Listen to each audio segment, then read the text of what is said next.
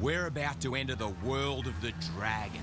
A handful of tiny volcanic islands where you'll find a rare, mysterious, feared and magnificent reptile. The largest and certainly the most dangerous lizard on Earth, the legendary Komodo dragon. G'day, I'm Steve Irwin, and I'm taking you into the heart of dragon territory.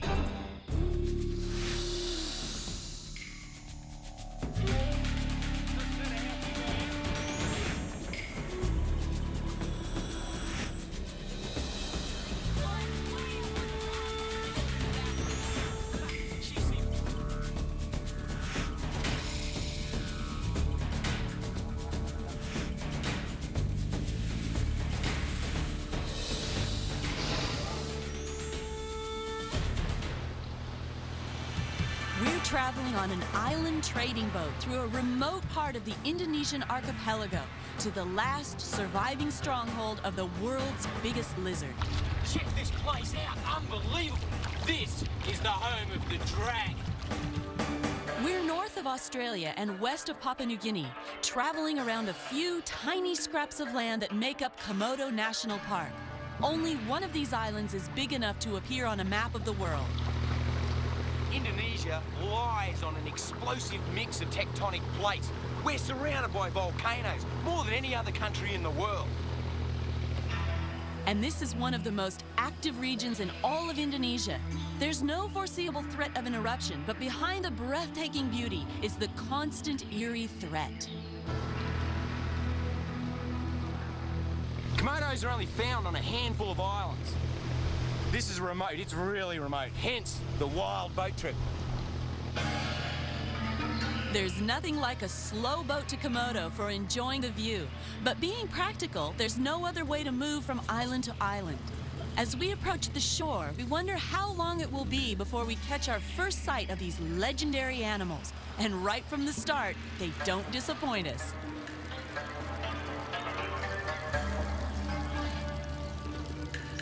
Have a go at the welcoming committee. Check this out. Woo. Welcome to the islands. When you visit the dragons, known locally as auras, you'll always be under the watchful eyes of wildlife rangers. Steve is very experienced with crocodiles, snakes, lizards, all reptiles, so he's allowed some freedom. Woo! Komodo dragon welcoming party. Holy smokes, this is gonna be an adventure. Excuse me.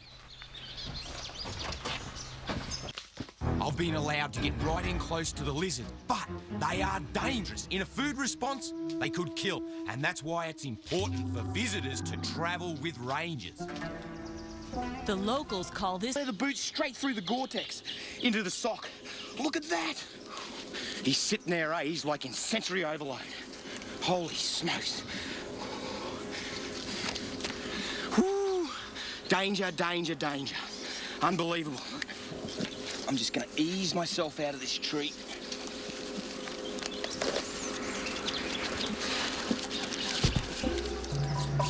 He's onto me. He's staring straight at me. I'm gonna have to be really careful and get ready to run, because there's blood in the air. I've spiked my arm, and if he senses that, he'll attack again. We're out of here, come on. Komodo dragons aren't the only wildlife on the islands, but everything else that lives here is fair game for them, unless they use the buildings and keep out of sight.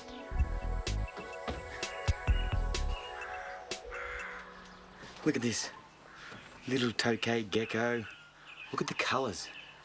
They're nocturnal, and they live in and around these old buildings. They love them. They got extreme jaw pressure, love grasshoppers and insects, beautiful colours, and watch the way he climbs.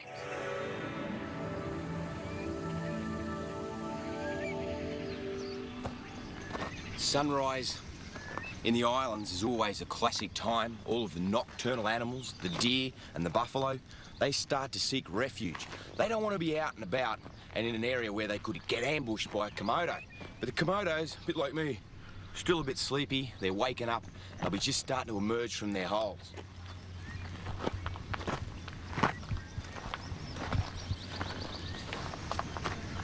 So are the humans.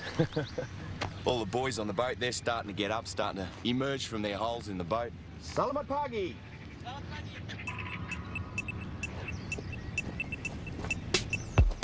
Here we go.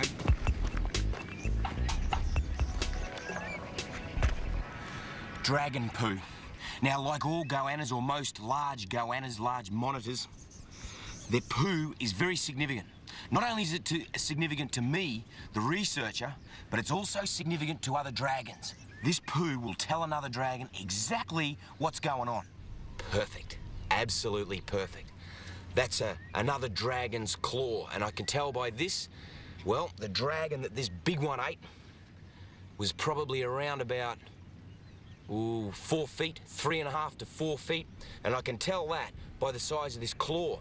And this is a front claw, so he would have grabbed, lacerated, killed the little dragon, swallowed it down whole. But even more interesting is this skin. Have a look at this. This is a piece of Komodo skin. Right, so there's the outside, and here's the inside. See that? That's bone underneath the scales. Look at that. So when they bite each other, they do a little bit of damage. I haven't got this kind of armor plating. I'd hate to have a bite. Ooh. Great stuff. The droppings tell us this is a big dragon's home range. They mark their territory, and the sunny side of the slope is where we'll find it, getting the body temperature up for the day's hunting. Gosh, she's cute. Now, she's come up out of her night quarters right into the sun, and you can see how she's facing right into it. So she's thermoregulating, she's heating up, she's got her legs splayed in a very relaxed position, and she's cute. You're all right, sweetheart? She's puffing her throat out a little bit. No, you're all right. It's okay. It's okay. She's a little intimidated by me, and that's just fine. I'm quite large, and she has to stay on her toes. She's got a fair amount of scar tissue. I wouldn't mind betting that this girl is full grown. This is as big as she's gonna get. And she's got some big heavy hits. This scarring is from battles that she's had over territory, over nesting. Big one on her tail, big V cut right in. They get really rigorous with their aggression.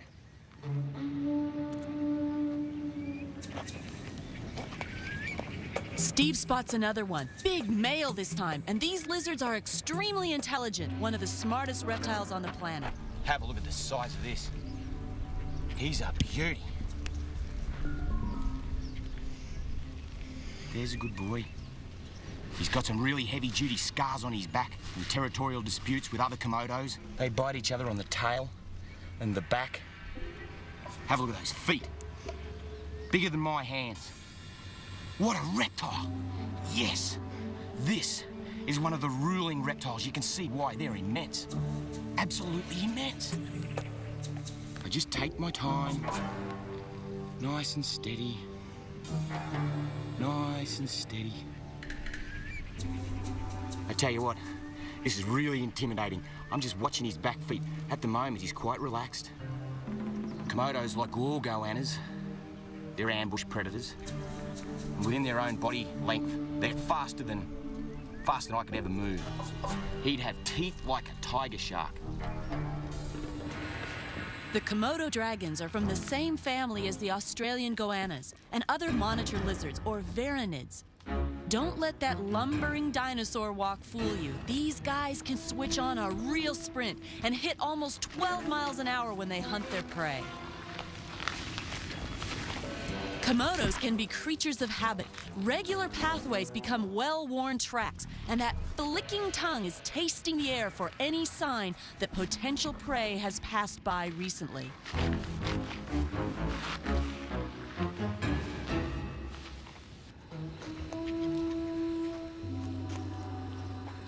He's located something in this grass. This early morning dew holds the smell very well. And I can see some fresh dung here. Whoa. You can see this fresh dung. Whoa, danger. His tail's curled. He's ready to whip me. Hey, mate. He's got the look. This is a body posture, which means back off, or I'll belt you with this tail. Right, so a brief pause in the shade. Keep his body temperature regulated. And away he goes again. He's on the hunt. He's moving his head side to side, tasting the air to locate the direction of any food, and he's keeping a very careful eye on Steve. Dealing with these big lizards is something I've wanted to do all my life, and here I am, right amongst them. But I'm being very careful. No mistakes. Because at 9 feet, he'd have the capacity to bring me down. If you can imagine, these guys kill and consume buffalo, deer, wild pigs. But luckily, we're not on the food list. We're not on the menu. Ooh, he just hissed at me. The hiss is a warning, and that mouth is full of curved, serrated teeth, designed like razor blades for grasping and cutting. Their bite is similar to a shark, capable of slicing through tough hide. I'm in no danger. He's relaxed. What a head! Like a dinosaur. Those ears, slits behind the head, very good sense of hearing. And the eyes, really good at picking up any movement in the savannah. They've got big nostrils to suck in a lungful of air. And you can see that saliva, the drool that dribbles out of their mouth. It contains bacteria. Even when they bite an animal, if that saliva gets in, it will cause death. He's sensing the air with his forked tongue as he strides back into the bush. Steve follows him, but at a safe distance. The Komodo's body language is saying, "Stay away from me." There's that curled tail ready to snap out with incredible force. They use it for defending themselves or their territory. And there in the grass, Steve spots another reptile. Got him. He's gonna bite me. No biting. This is a tree snake. And I have to be really gentle because he is so slender. And he's gonna bite, no doubt about it. Have a look at that. For one of the most beautiful snakes that you've ever seen. This is what I call the golden tree snake. And they are fast, really fast. They are so fast that I'm running through the savannah and can't catch up with them. Really quick. And they're predominantly lizard feeders. They cruise around, searching the savannah with that forked tongue. Licking, tasting the air. He's tasting my breath right now. As soon as they locate a lizard, whack, grab it, boom, swallow it down alive. They're non-venomous, but he wanted to bite me, which is his only form of defense. And smell that? That is the other form of defense. Down here, at his cloaca, he is exuding an odor that stinks. It's very pungent. And of course, there's a lot of predators around here. Absolutely everything would eat this little snake. And if he lets go that pungent odor, the animal, that stinks, and it gives him enough time to give him the slip. Wow, they are sleek. Really sleek. Okay, let him go in this bush here. You watch this. There you go, mate.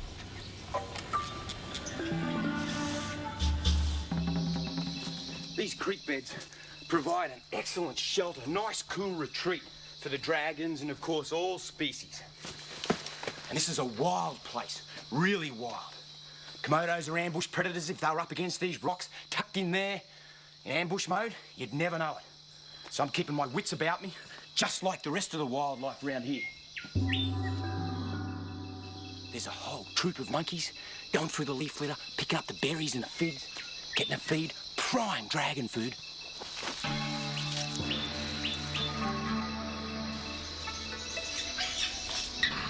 Komodos could hear that. The dragons, they'd zoom straight in.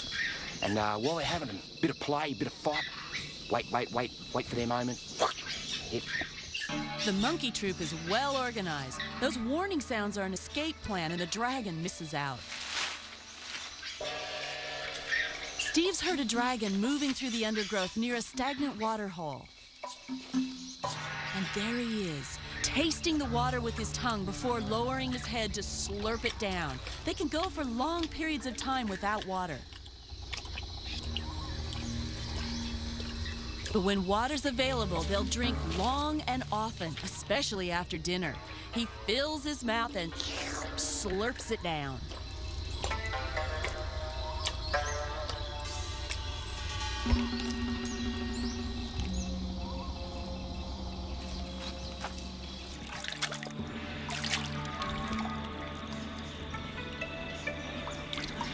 where the pigs and the buffalo haven't stirred it all up into that primeval ooze, it's pretty clear. Well, it's not too bad. Pretty well filtered. But I reckon you'd be in more danger if you drank this than Komodo's ambush.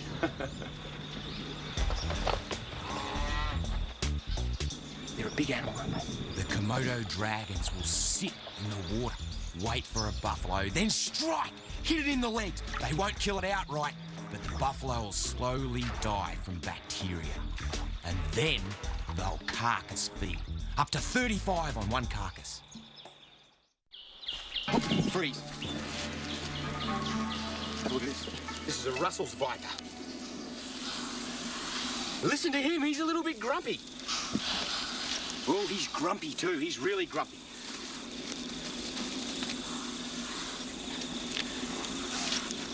He's grumpy as. This is one of the most feared animals in this part of the archipelago. This is the Russell's viper. In Indonesia, they call him viper. And they're very well feared, and for good reason. They're very fast, highly toxic venom. If you don't get the serum, you've got a good chance of dying. A snake this size, it'd kill you. And he looks just like a rattlesnake. Very similar to a rattlesnake. Have a look at that head structure. Wild, arrow-looking head. The thing that is different, is that he hasn't got the pits at the front of his head like the rattlesnake that can detect heat. I gotta get him off the track.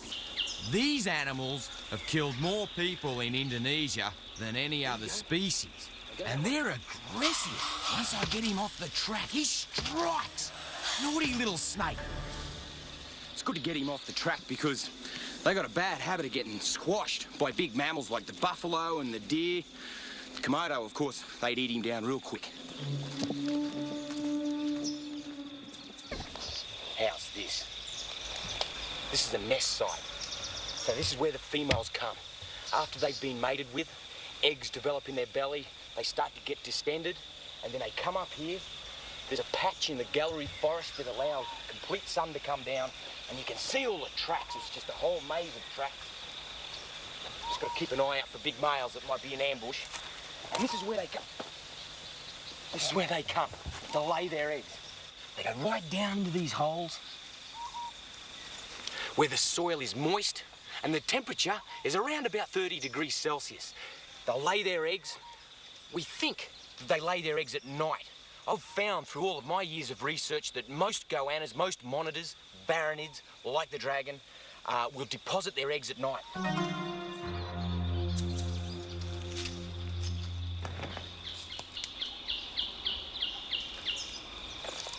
Oh, look at this.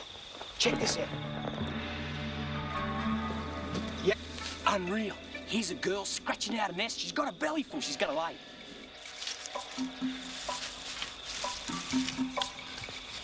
It's a hard job when you're a girl with a belly full of eggs. Normally the female dragons, or as a general rule, female goannas, aren't all that worried. Once they've got it in their head, we must lay. They dig, dig, dig. She's been digging in this hole for quite a while, and it's really nice, soft dirt.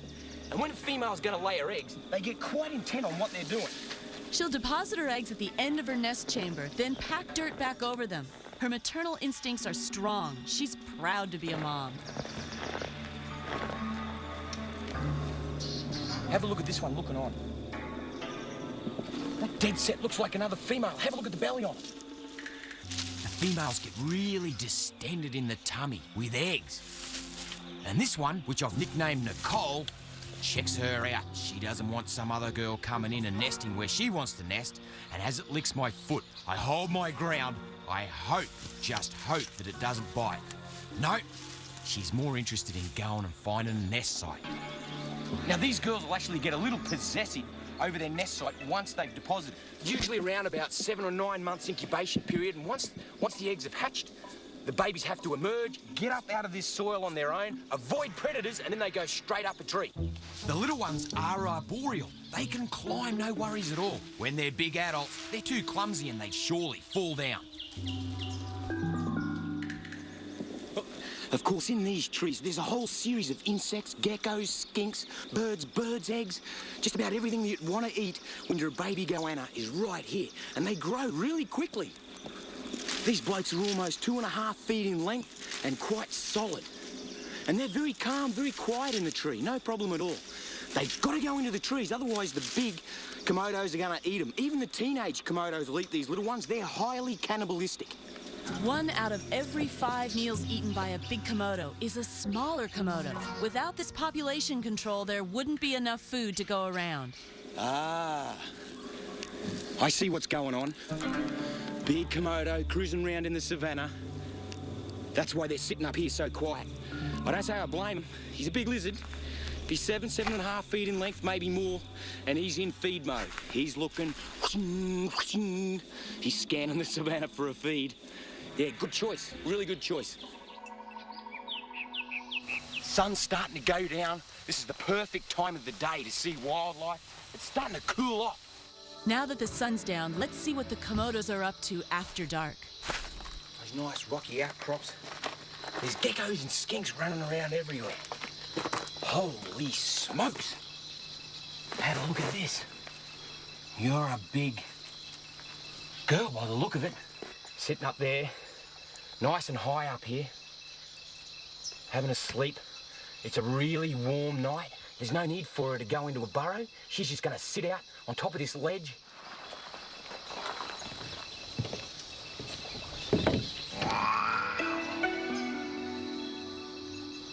A feral cat. Steve's about to make an incredible discovery. This species of snake is not known to live on these islands. Yeah, have a look at this.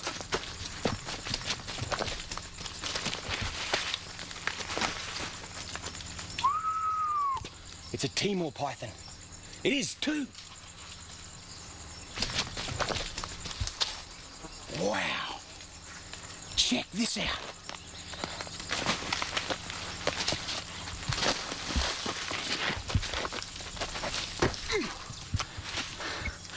Have a look at this little beauty. It's a Timor python. I never thought in my wildest dreams I'd ever get to see a Timor python. Have a look at the colour of his head. Beautiful golden pattern. Spectacular snake. He's sensing the air.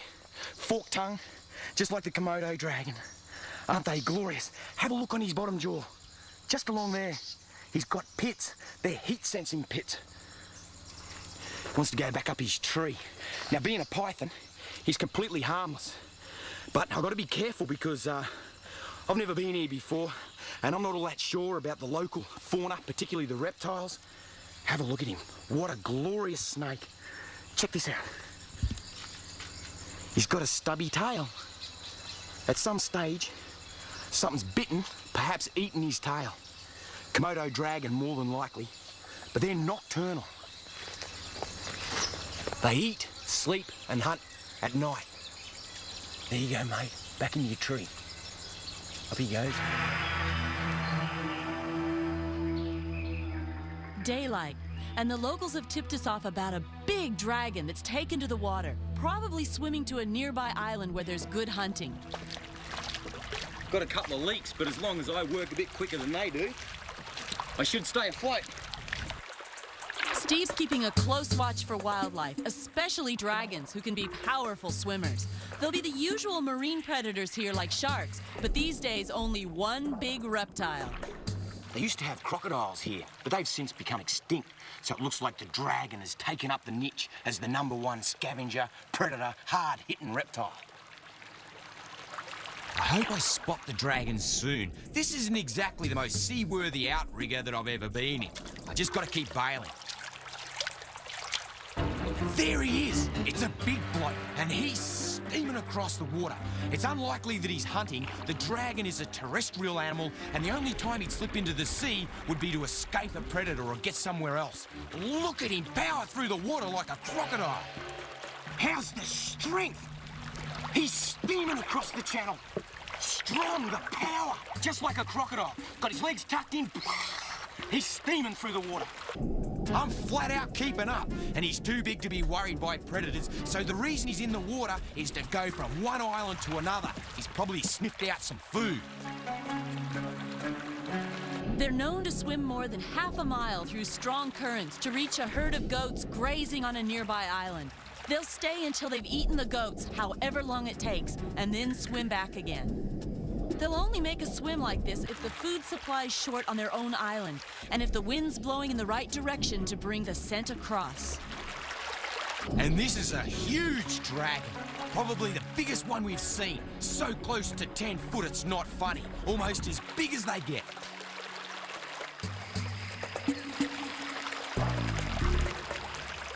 On the downside, his movement's restricted, but that won't stop him sniffing out and striking anything edible. Here he goes.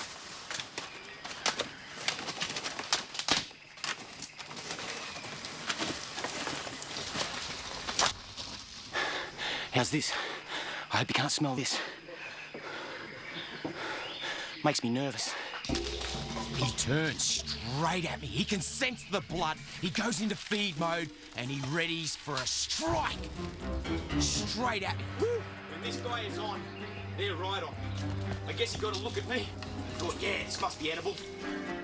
Luckily enough, I'm able to go through the spider mangroves, those aerial roots, and stay out of his way.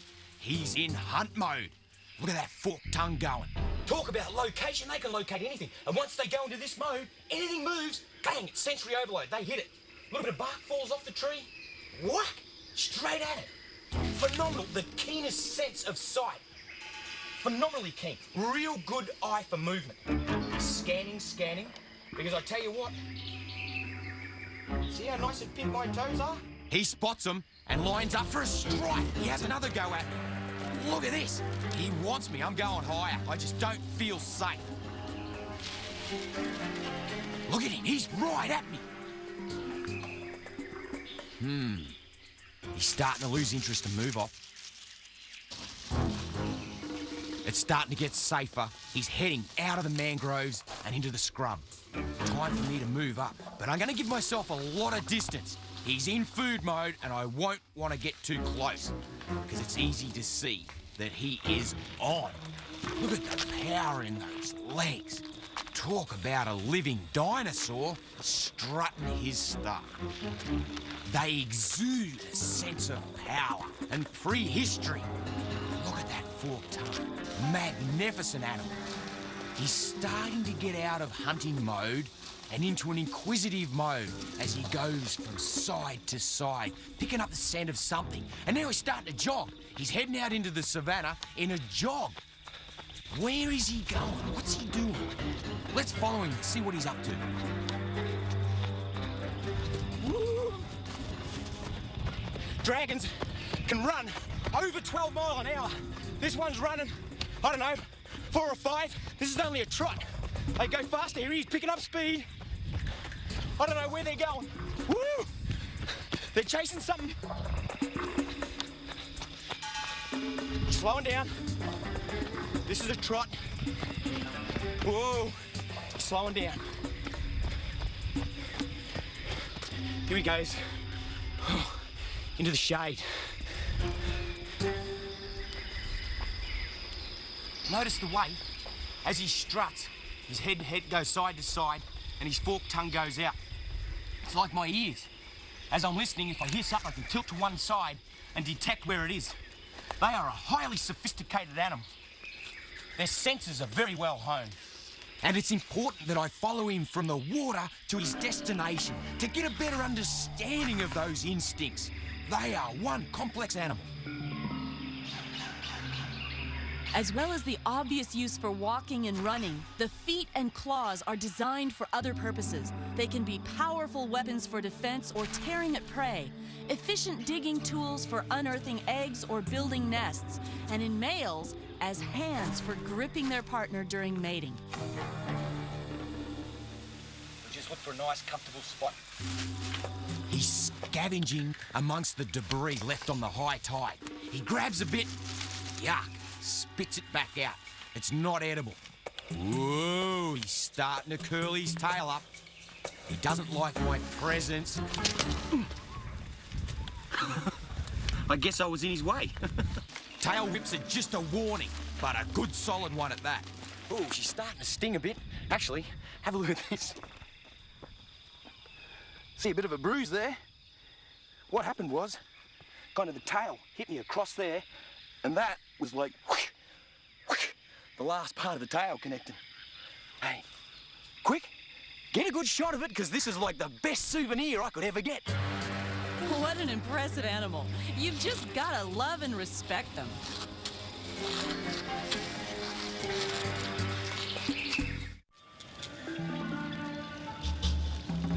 Selamat tinggal. Terima kasih banyak.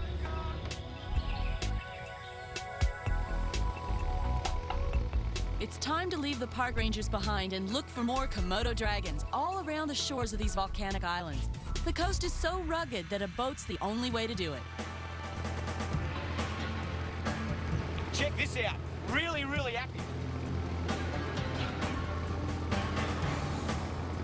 Commotion in the ocean.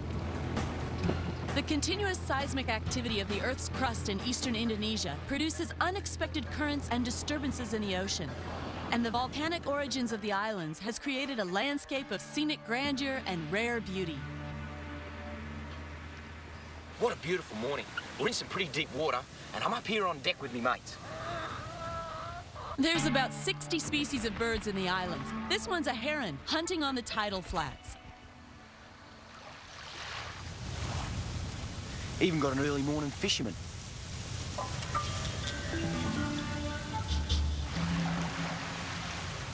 And another early riser, trying his luck in the waves. The movement of fish stimulates the dragon, but the best he could hope for is something to scavenge on the tide line.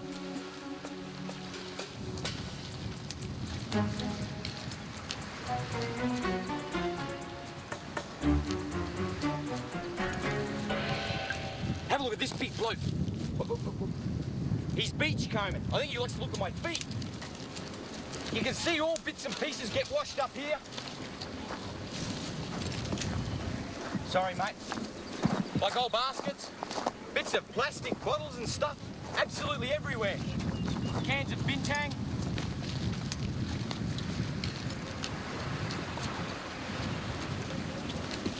He's just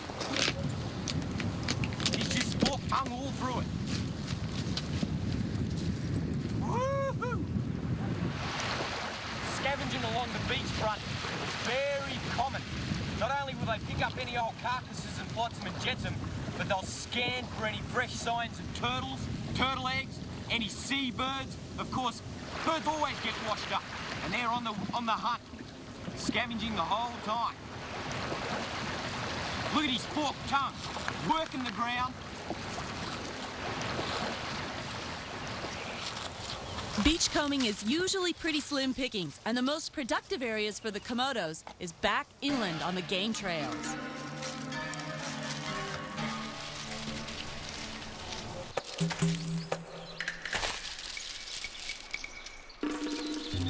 Even the biggest dragons are not invulnerable. Eventually, old age slows them down, and they often starve to death. This poor old lizard is really sick and really weak, barely able to move. He's like a living skeleton. This is nature's way. See you later, mate.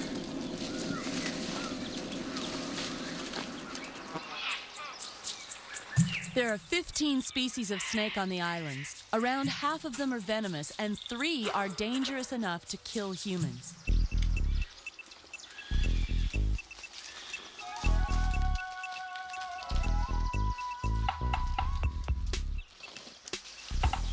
What a little cutie. This is the green viper. Don't get lulled into a false sense of security with his colour. That is the brightest green. And have a look at his head. Beautiful little snake, but he's a viper. And they are highly venomous.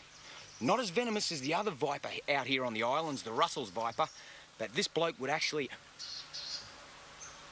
Naughty little snake.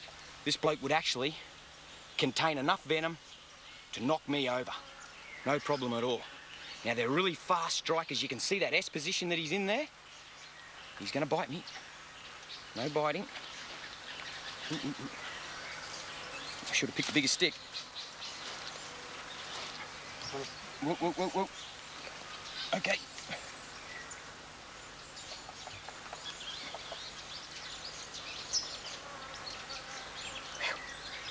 There we go. Have a look at that tail. See the end of his tail? See how it's orange? Now, he'll actually use that, we call it caudal luring. He'll wiggle that like that, and that'll attract geckos, which is one of his main food sources. And as it comes to get his little wiggle, whack, he'll grab it, envenomate it, and then work it down, swallow it down. Hey, what are you doing? Oh! You're a grumpy little snake. Boy, he's grumpy. Oh! Steve's like a kid in a candy store. If he's not up in the trees looking for wildlife, he's down on the ground.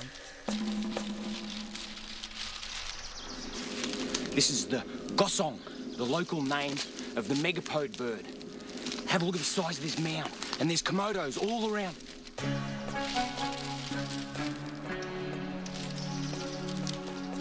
Now, this is Steve's chance to interact with komodos in a way he has done with so many other species of reptile. It's a calculated risk, but Steve has worked with crocodiles, snakes, and lizards for his entire life, and the ultimate experience for him is to be at one with them. The dragons are very intent on looking for birds and birds' eggs. I'm gonna hold my ground. The area all the way around me is thick with komodos. There's 2 right in front, and there's several in the fringe, and I can hear a big one, and so can this little one. They're always ever present of the noise of bigger dragons around us. I've got to be really careful as these smaller dragons, for one slip-up could be potentially dangerous. Steve's not afraid of them, and while they're cautious, they seem to accept his presence. And I'm going one-on-one. I've got to be careful not to move my fingers or something small enough that they think it's a food source. Oh, just like that. Luckily enough, it thought I was too big and backed off. There's komodos all around me. Look at this bigger one behind me, just checking me out. I'm going to curl back up.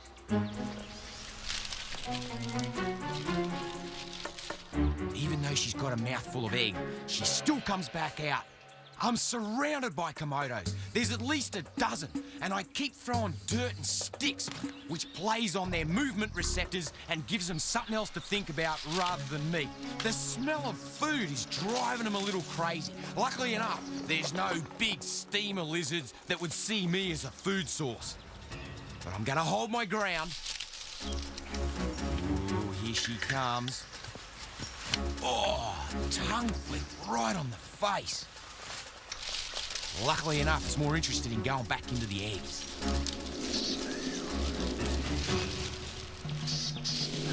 Licked on the face by a Komodo dragon. She had a feed, licked my face, she's on her way. With the smell of food, they're becoming more and more inquisitive.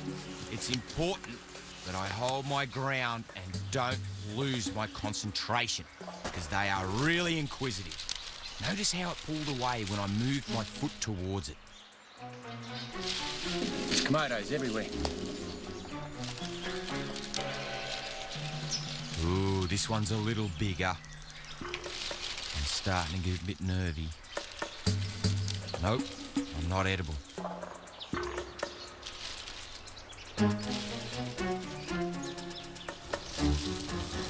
And another one.